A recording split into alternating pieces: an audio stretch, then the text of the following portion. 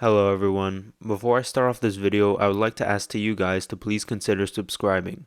A very small percentage of the people who watch my videos are actually subscribed. So if you enjoy this type of content, please subscribe. It is completely free and you can always unsubscribe if you change your mind later. With that being said, let's get right into the video.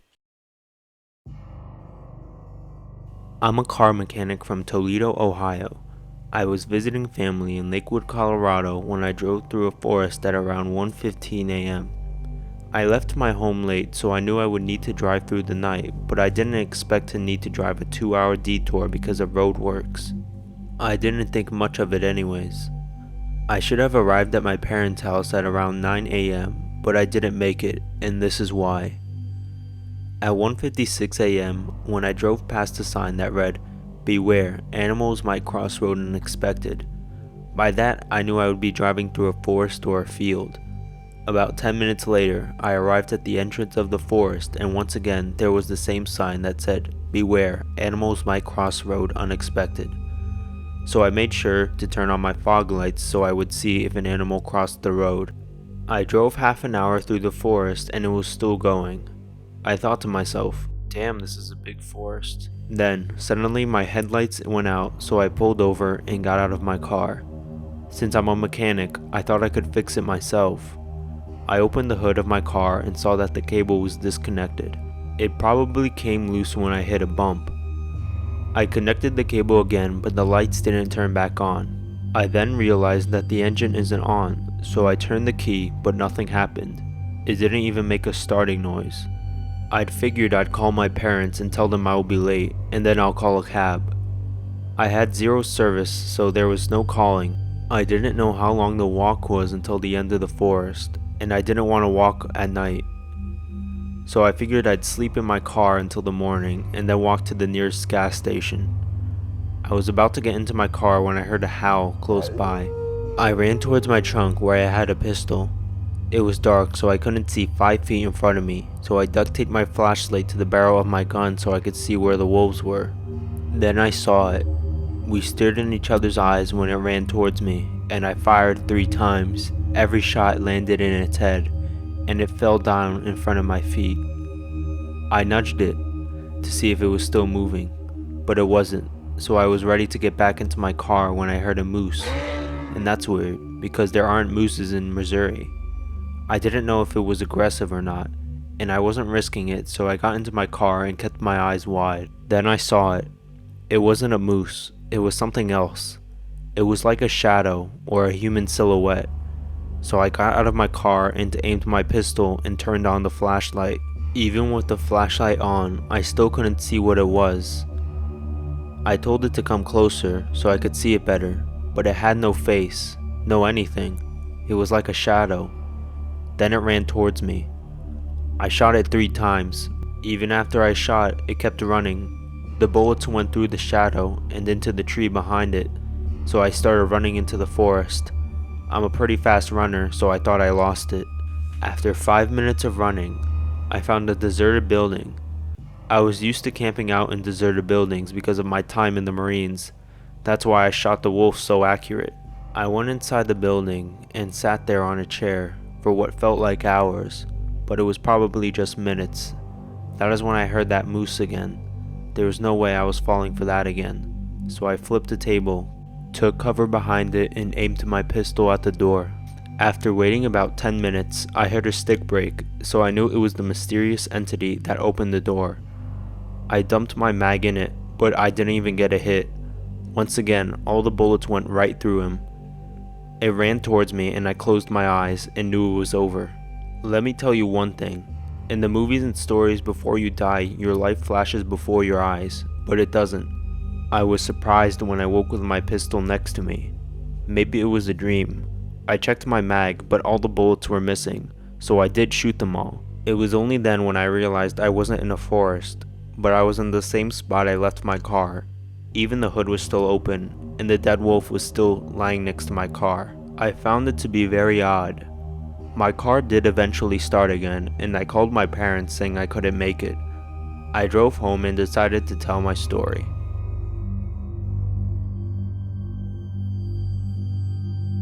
In very few towns, there is a forest everyone passes every day. Many people don't pay no mind to the sight, but others can't help but be intrigued by the amazing and beautiful sight of the wild landscape. Though it is beautiful, there are some areas and places that should remain unexplored. Well, if you ever hear voices coming from the woods, please do not investigate.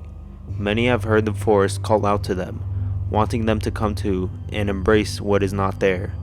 Many old native tribes have their own experiences and stories to share about the different forests, but they all have one thing in common: the raven. And one story evolves around a couple that went hiking on a trip to the trail that led up into the forest. But what they didn't know was, it was the raven's forest. So a few miles out in the outskirts of town, not far from the city limits, a couple would always walk or have long jogs as a daily routine. And it was good for a small exercise, but they were always craving something more, like something with more depth and more aspiring features and detail to view. And there are many walkways and long trails all throughout parks, but they haven't found any spark of interest, and they were quickly running out of new areas to explore, except for one place that they knew, and this place was very familiar. They would often jog past the land but never occurred to think of crossing into the landscape.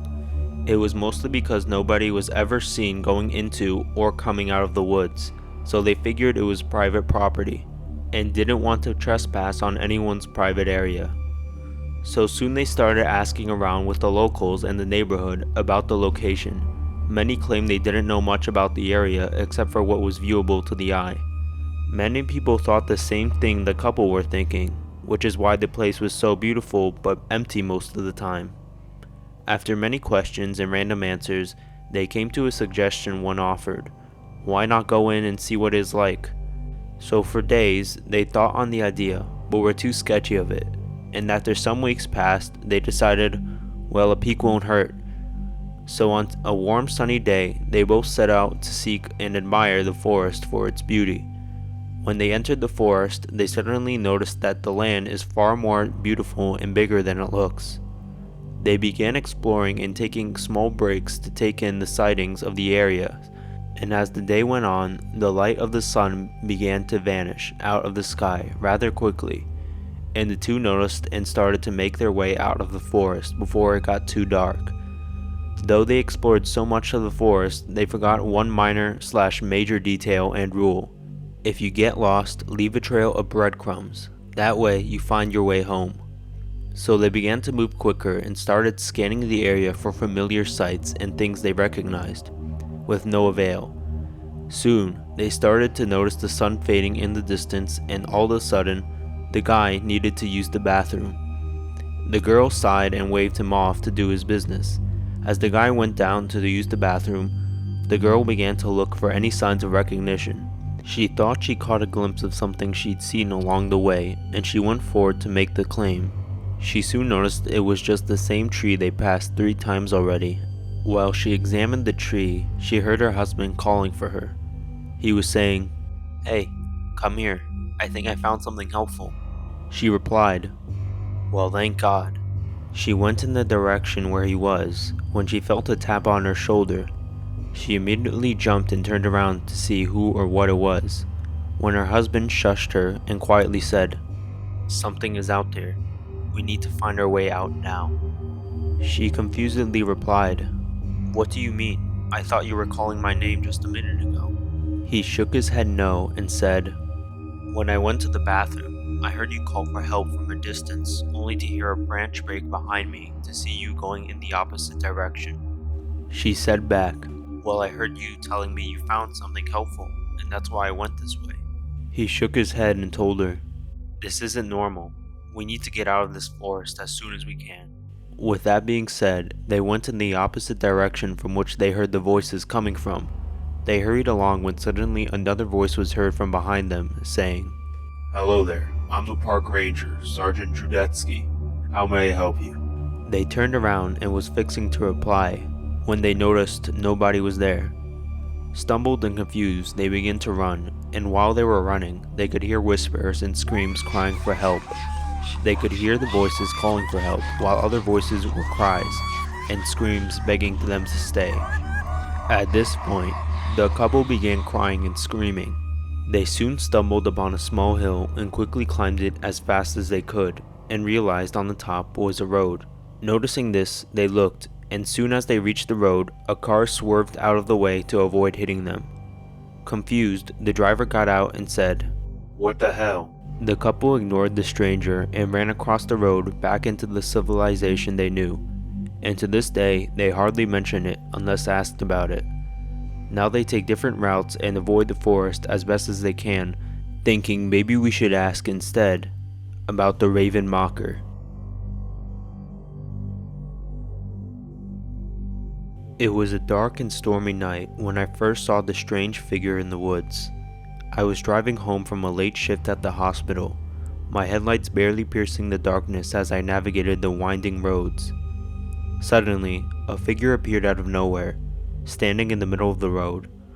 I slammed on the brakes, but it was too late.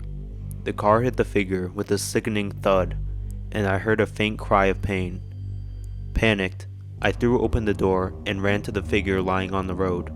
It was a woman, her face contorted in pain. She was barely conscious, but she managed to whisper one word before she lost consciousness. "Help." I knew I had to get her to the hospital as quickly as possible. I lifted her into the car and sped off into the night, my heart racing as I navigated the treacherous roads.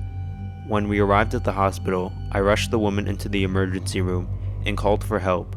The doctors and nurses rushed to her side, and I watched in horror as they worked to save her life. But as the night wore on, it became clear that the woman was not going to survive. As she took her last breath, she reached out and grabbed my hand, her eyes fixed on mine. "You have to find the others," she whispered. "They're in danger." I didn't know what she meant, but her words stayed with me as I left the hospital and headed home. Over the next few days, I couldn't shake the feeling that something was off about the woman's death. It was as if she had been trying to tell me something, and I knew I had to find out what it was. I began to investigate, and what I discovered was shocking. The woman had been part of a group of people who had gone missing in the woods a few months earlier. No one knew what had happened to them, but there were rumors of strange figures lurking in the shadows, watching from the trees. I knew I had to find the others, but I had no idea where to start. I searched the woods for days, my flashlight barely piercing the darkness as I called out for any sign of life. And then, one night, I heard a faint cry for help.